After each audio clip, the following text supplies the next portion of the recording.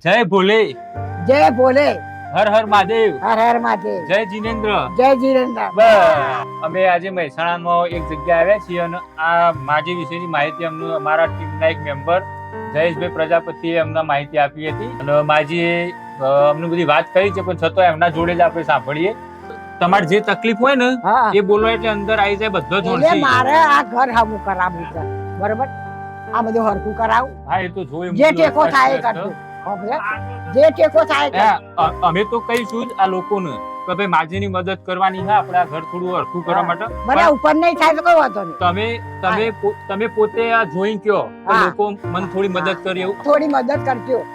આ મારું ગાટલું ઘર, આ બાર, બસ બીજું કશું મારે કશું નહીં જોતું. મારે ભલે મને ખાવા આલશો કે ના આલો તો ચાલશે. ના, બધી દરેકની જરૂરિયાત હોય, આપણે ખાવા પીવાની નહીં. તો હરખું ઘરે ખાવાનું મને આલશો કે નહીં આલો, પણ મારે આ ઘરે પણ એટલે તમારા ઘરની વાત અમે મૂકીશું આગળ. હા, અને જો લોકોનો સહયોગ મળશે એમનું વધારે તો ચોમાસા પહેલા થોડું ઘણું રિપેરિંગ કરાવીશું, પણ લોકોનો સહયોગ મળશે તો જ. કારણ કે આ ના એવું નહીં કે અત્યારે કરી અમે માત્ર કરિયાણું અને એ બધું આવવા માટે બંધાયેલા છીએ એટલા આ માટે. હું મહિનો બે પાણી ભરાય છે ને આટલું એ આટલું તો ભરાય, મને જગ્યા જોઈને ખ્યાલ આવે, બધી તકલીફ આટલું છે. આટલું ભરાય. બોલો બોલો જીનીશભાઈ, હર હર મહાદેવ. હર હર મહાદેવ. કઈ બાજુ હતા ભાઈ? બસ મોન્ટુભાઈ ઓફિસે બધા કીટનું પેકિંગ ચાલુ છે. બરાબર. આવી ગયો ખરો સામાન કીટોનો? બસ સામાન કીટોનો આવી ગયો છે, 12 જેવી કીટોનો સામાન આવ્યો છે અને બધું પેકિંગ ચાલુ છે, બધા પેક કરીએ છીએ. બરાબર. હા, તો એક કામ હતું, હું અત્યારે એક જગ્યાએ બોલો ને ભાઈ. જસ્ટ ખાલી જોવા માટે જ આવ્યો હતો કે વાસ્તવમાં એમનું જરૂર છે કે નહીં. એક હા. આપણા મહેસાણામાં તો લીગલમાં એમનું જરૂરિયાત લાગે છે, તો હું બરોબર. તમને લોકેશન સેન્ડ કરું, તમે એક કીટ લઈને મને અત્યારે હોય પહોંચાડી દો, હું બેઠો છું ત્યાં. ઓકે, તમે સારું લોકેશન મોકલો, બરોબર? એક પહોંચાડું છું. હા, હું લોકેશન શેર કરું તમને.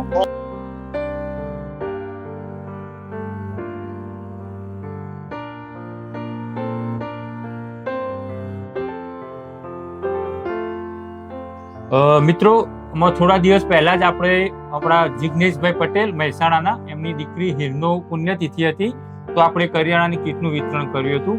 અને અમારું કાર્ય જોઈને, અમારા સેવા કાર્ય જોઈને જિગ્નેશભાઈએ ફરીથી અમને સહકાર આપ્યો છે અને જરૂરિયાતમંદ લોકો સુધી ફરીથી અમે પહોંચીએ એ માટે ફરીથી આજે એક કીટનું અમને ભેટ દાન આપ્યું છે.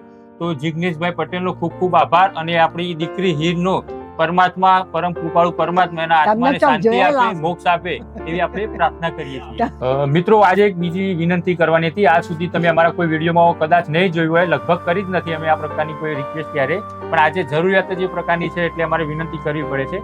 બાને તો અમે કરિયાણું બધું પૂરું પાડ્યું છે, પણ આ જે ભાઈ ખરા બાના દીકરો છે અને એમને અહીંયા પીઠના પાછળના ભાગે બોલ મુકાઈને ઓપરેશન કરાયેલું છે અને એમનું અત્યારે મહેસાણાથી સુરત જ જવાનું છે. ખર્ચો કોઈ ઝાઝો નથી, કારણ કે સિવિલની અંદર ટ્રીટમેન્ટ કરવાની છે, પરંતુ મહેસાણાથી સુરત જવાનું, ત્યાં આગળ કદાચ 1-2 દિવસ એમનું ઓપરેશન ખોલાવવાનું છે. થઈ તો ગયું, તો ઓપરેશન ખોલાવ્યું એટલે લગભગ 1-2 દિવસ ત્યાં રાખશી અને પાછું પરત આવવાનું. એટલે નાના મોટા થોડા ખર્ચાની હાથ ઉપર એમનું પૈસા હોય એ પ્રકારના ખર્ચાની જરૂર છે. તો આજે પ્રથમ વખત અમે QR કોડ અમારો મૂકીએ છીએ, તો તમને લોકોને યોગ્ય લાગે આમની મદદ કરવાનો ભાઈની, તો QR કોડ ઉપર તમે તમને જેટલું પણ યોગ્ય લાગે એવું 5, 25, 20, 100, 200 જે યોગ્ય લાગે એ દાન તમે આપી શકો છો. એ સંપૂર્ણ જેટલું આવેલું દાન હશે એ અમે ભાઈ સુધી પહોંચાડી દઈશું, તો જેથી એમનું પણ ટેકો થાય. આ એમની ફાઇલ છે, જે એમની ટ્રીટમેન્ટ ચાલુ છે. મહેસાણાના ડોક્ટર જોડે એમની ટ્રીટમેન્ટ કરાયેલી હતી. વધુમાં વધુ મદદ કરો એવી અમે આશા રાખીએ. અને જો અમારું કાર્ય તમને ગમતું હોય, સારું યોગ્ય લાગતું હોય, તો તમે અમારા આ વિડીયોની કોમેન્ટ કરી શકો છો, આગળ શેર કરી શકો છો, લાઈક કરી શકો છો. અને અમારી YouTube ચેનલ પણ અમે ચાલુ કરી છે, જેમાં બધા જ વિડીયો અમે અપલોડ કરતા હોઈએ છીએ સેવા કાર્યના. તો અમારી ચેનલને પણ સબસ્ક્રાઇબ કરો એવી વિનંતી. આભાર.